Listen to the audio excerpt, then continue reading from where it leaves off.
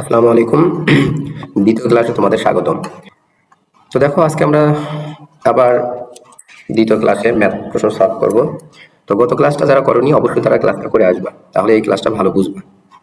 এখানে আমাদের প্রশ্নে বলতেছে যে প্রমাণ করো a square minus 3a minus 1 equal 0। তো এটা আমরা কোন জায়গা থেকে সমাধান পাবো? এই যে এখান থেকে আমাদের এটা সমাধান করে আনতে হবে, যেহেতু এখানে a দেয়া আছে। তো কিভাবে আমরা সমাধান করব? দেখো, এখানে a power 4 plus a inverse 4 দেয়া আছে, তাহলে আমরা জানি ইনভার্স থাকলে 1 ভাগ করতে পারি, তাহলে 1 ভাগ a পাওয়ার 4 ইকুয়াল 119। ওকে, ভালো। এখন খেয়াল করো, এটাকে আমরা সূত্রে ভাঙতে পারি। a স্কয়ার তার উপর a স্কয়ার প্লাস 1 ভাগ a অল স্কয়ার তার উপর অল স্কয়ার সমান 119। ওকে, তো a square plus b square এর সূত্রটা আমাদের কি? a মানে এই যে ভিতরে square plus b whole square, তাহলে এখানে জানি ভিতরে প্লাস হলে বাইরে কি হবে? Minus 2a। a মানে a স্কয়ার, b মানে 1 ভাগ অল স্কয়ার ইকুয়াল 119। ওকে, তাহলে আমরা পাচ্ছি এখানে এটা আবার আমাদের সূত্রে বলতেছে a square plus b square, তাহলে স্কয়ার প্লাস b স্কয়ারের সূত্র আমাদের a প্লাস, এখানে প্রমাণে দেখো আমাদের কি দেয়া আছে? মাইনাস। তো আমরা মাইনাসের সূত্রে ফেলাবো a minus b whole square সূত্রে এখন কি ভেতরে হবে প্লাস 2a। a মানে a, b মানে 1 ভাগ a। এই যে পুরোটার উপর কিন্তু আর একটা অল স্কয়ার আছে। এখন দেখো এখানে আমাদের এই যে স্কয়ার, এই যে স্কয়ার আমাদের কেটে গেল, তাহলে যেটা আমাদের থাকে সেটা হচ্ছে 2 মাইনাস 2 আছে, পাশে হবে প্লাস 2, তাহলে 119 প্লাস 2। ওকে, খেয়াল করো।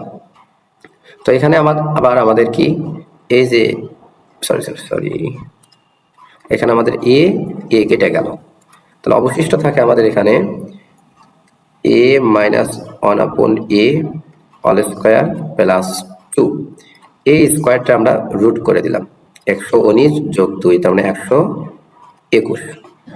ওকে, আমরা যদি এই পাশে একটু খেয়াল করি, তো বাম সাইডে আমাদের কি থাকে?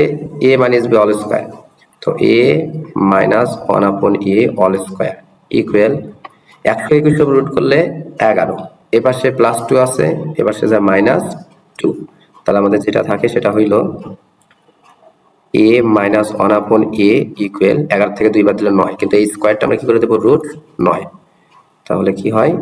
a minus 1 upon a equal 3। তো এখানে আমরা কি করব? লসাগু আমাদের কত? a, তাহলে a গুণ করলে a স্কয়ার, a ভাগ করলে 1, 1 দিয়ে গুণ করলে 1 ইকুয়াল 3। তো যদি আমরা আর গুণ করি a square minus 1 equal 3a, তাহলে দেখো আমরা যদি এটাকে এ পাশে লিখি a স্কয়ার প্লাস আছে মাইনাস 3a মাইনাস 1 ইকুয়াল 0, এটাই কিন্তু আমাদের প্রমাণ করতে বলছে। এই যে a square minus 3a minus 1 equal 0, সেটাই কিন্তু আমরা করছি। তো যদি একটু তোমাদের দেখাই, দেখো একটু ছোট করে দেখাই। এই যে আমাদের এখানে a square minus 3a minus 1 square minus 3a minus 1 equal 0। তো এটা কিভাবে আসলো আরেকবার যদি আমরা একটু সামারি করি, দেখো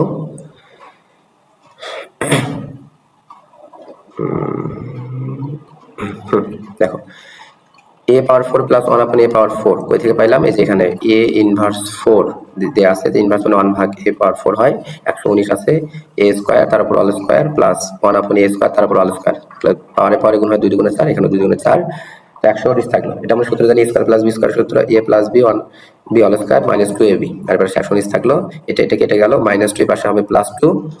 তারপর আমরা এখানে যেটা পাচ্ছি এটা আবার পুনরায় সূত্র পড়ছে, যেহেতু আমরা প্রমাণে মাইনাস দেখতে পাচ্ছি এজন্য মাইনাসের সূত্রে ফেলছি a minus b whole square, তাহলে ভিতরে বাইরে হবে প্লাস 2ab, এই যে স্কয়ার সেই স্কয়ার পুরোটার উপর মাইনাস 2 এর পাশে তো প্লাস 2 হইছেই, 119 আর 2 121, এই যে স্কয়ারটা আমরা রুট করে দিছি, এখানে আমাদের a কেটে গেল, এখানে 2 থাকে, তো a minus b whole square সমান 11, 121 রুট করলে 11 হয়, 11 থেকে 2 বাদ দিলে 9, স্কয়ারটা রুট হয়ে গেছে।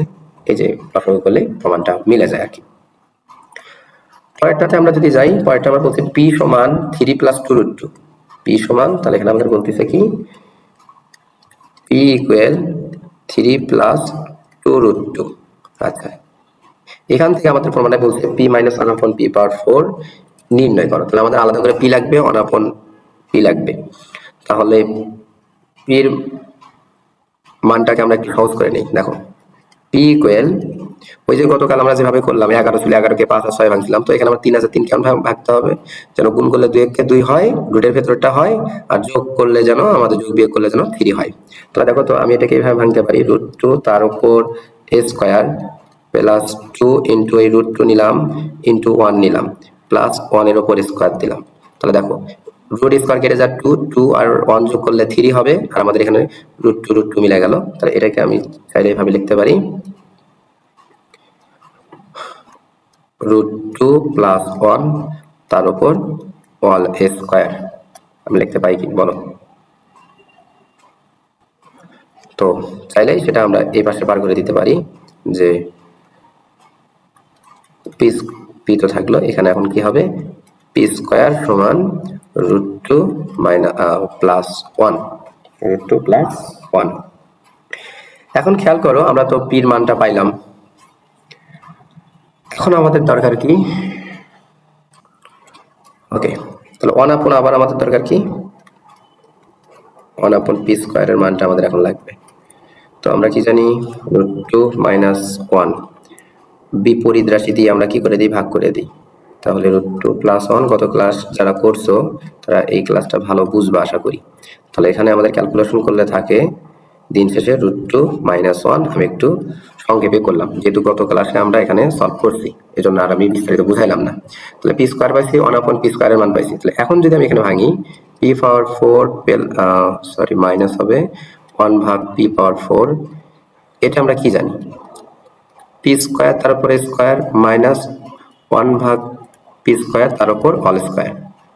ওকে দেখো তো আমরা কি লিখতে পারি, স্কয়ার মাইনাস বি স্কয়ার সমান কি, এ প্লাস বি। তাহলে পি স্কয়ার প্লাস 1 ভাগ পি স্কয়ার, এ প্লাস বি ইন্টু এ মাইনাস বি।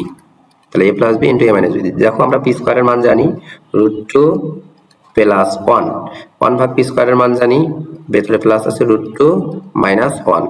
ওকে এখানে আবার কিন্তু পির মানটা আমরা জানি P square plus, sorry P square কেন বলতেছি, এটা হবে আমাদের পি স্কয়ারের মান হবে √2 প্লাস 1, সামনে মাইনাস আছে, কত হবে, এটার মান √2 মাইনাস মাইনাসে প্লাস 1।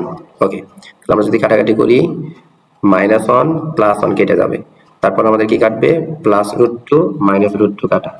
তাহলে এখানে আমাদের দিন শেষে যেটা থাকে সেটা হইল √2 হবে 2√2 ইন্টু এখানে 1 যোগ করলে 2, তাহলে ইকুয়াল করলে 4√2, এটাই আমাদের অ্যান্সার।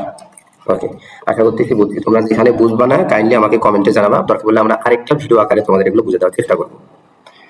ওকে দেখো এমসিকিউতে আসা যাক। এমসিকিউতে আমরা বলছে 1 ন্যানো সেকেন্ড সমান কত সেকেন্ড। তো ক্যালকুলেটরে আমরা এটা সলভ করতে পারি ন্যানো সেকেন্ডের এই বিষয়টা, 10 ইনভার্স 9। তাহলে তোমরা কি করবা, আগে 1 দেখো 1 বাটনে চাপ দিবা, 1 এ চাপ দিবা, তারপর শিফট, আমি শুধু এস দিলাম, এস তে শিফট বোঝাচ্ছি। তারপর এখন দেখবা ক্যালকুলেটরের কোন বাটনে আমাদের ছোট হাতের এন আছে। আমি যদি একটু, তোমরা দেখবা তোমাদের 100 mAh ক্যালকুলেটরের